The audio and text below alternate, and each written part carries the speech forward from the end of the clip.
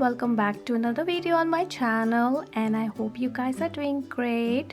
So in today's video I have Modelones Luminous glitter gels to show you guys, and these gel polishes are in the jar and they all glow in the dark, so I'm really excited to use these. And it also comes with a brush here. It's pretty handy. So yeah, that's the brush here. And the numbers are written on the side over here. They're not written on the top, they're on the side. So all of these gels comes with this protective layer over here, so the color doesn't go all over the place. So I've got my tweezer here and there is a place to open it.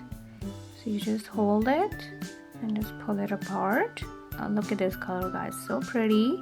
So as you see, the consistency is pretty liquidy and the gel is moving really fast to the sides. So you have to be very careful. Make sure you tighten the lid, otherwise the gel will go everywhere. So that's the consistency of the gel.